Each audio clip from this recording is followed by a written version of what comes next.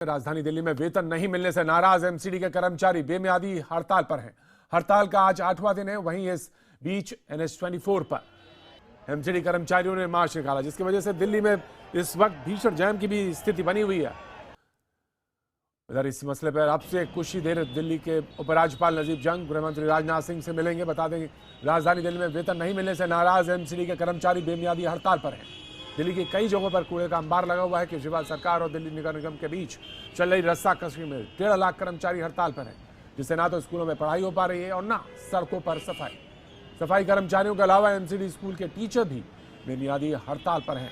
इसके अलावा एमसीडी अस्पतालों के करीब 2000 सीनियर डॉक्टर्स, 5000 रेजिडेंट डॉक्टर्स और 15000 नर्स भी हड़ताल में शरीक हैं, जिसकी वजह से लोगों को काफी परेशानियों का और दिक्कतों का सामना करना पड़ा। ये विजुअल आप सामने देख रहे हैं मार्च करते हुए, और ये 2 तस्वीरें एमसीडी कर्मचारियों की, और आप पीछे देख सकते हैं जाम की स्थिति जो लगातार बनी हुई है पूरी दिल्ली में इस समय, खासतौर से सेंट्रल दिल्ली में और आउटर रिंग रोड से लेकर बीच दिल्ली यानी सेंट्रल दिल्ली की स्थिति में इस समय जाम की स्थिति बनी हुई है। मार्च निकालते हुए एमसीडी कर्मचारी, और ये दूसरा विजुअल जो आप देख रहे हैं धरना प्रदर्शन का दौर लगातार जारी। वेतन न मिलने से एमसीडी कर्मचारी खफा हैं और आज उनका हड़ताल का ये 8वां दिन।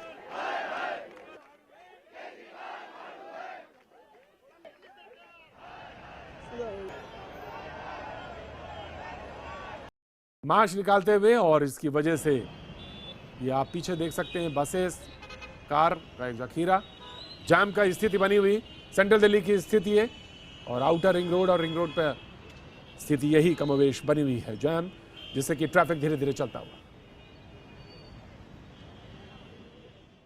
वहीं इसी मसले में दिल्ली सरकार में स्वास्थ्य मंत्री सत्येंद्र जैन का कहना है कि एमसीडी ने कोर्ट में हलफनामा दिया है कि दिसंबर तक का कर्मचारियों का वेतन दे दिया गया है।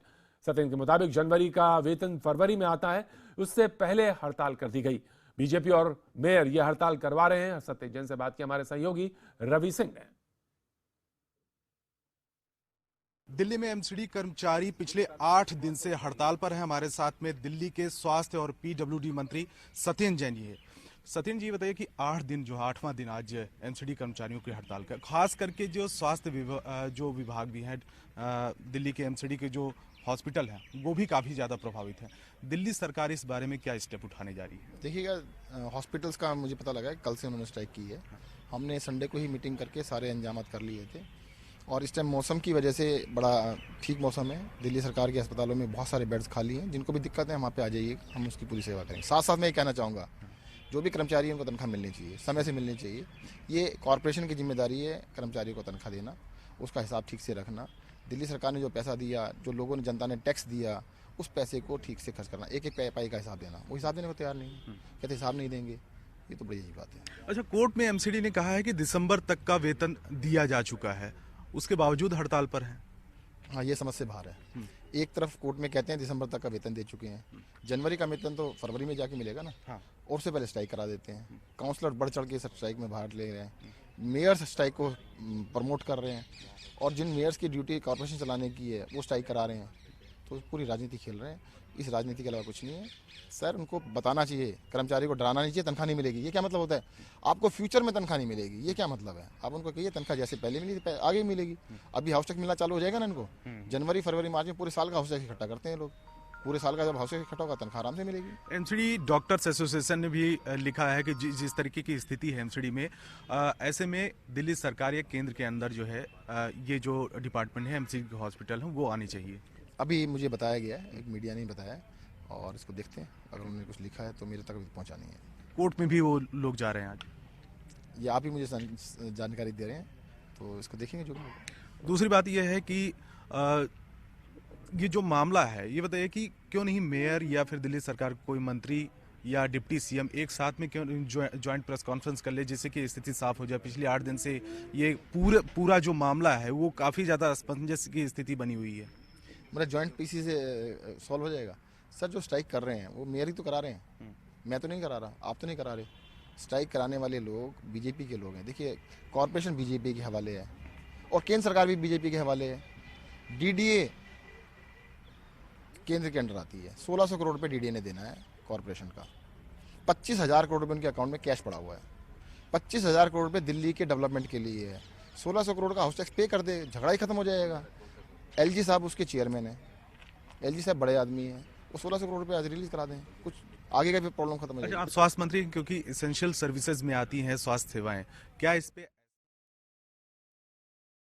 सरकार का यह कहना है, लेकिन उधर प्रदर्शनकारियों का क्या कहना है, उनकी क्या मांगे हैं, आइए उसको भी एक बार देखते हैं, नजर डालते हैं।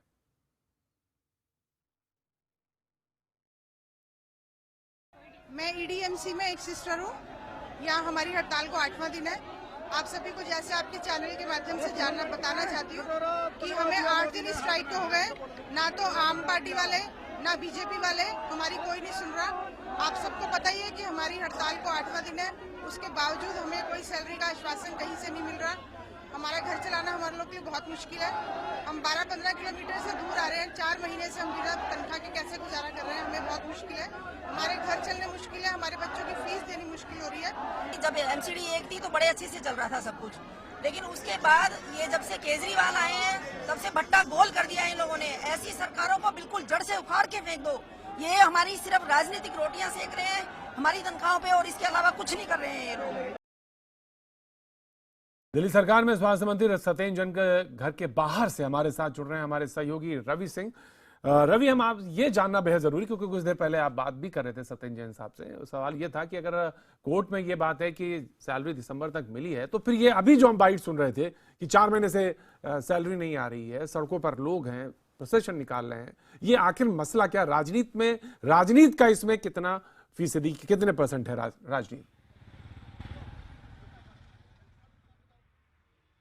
काफी ज्यादा राजनीति हो रही है। लेकिन देखिए, इस पूरे मामले को उलझा के रख दिया है, क्योंकि सैलरी का मुद्दा तो था ही, क्योंकि पिछले 1 साल से बीच बीच में ऐसी स्थिति बन जाती है कि कई महीने की सैलरी नहीं मिलती है। लेकिन कोर्ट में कहा जाता है, हलफनामा दिया जाता है कि दिसंबर तक की सैलरी दिया जा चुका है।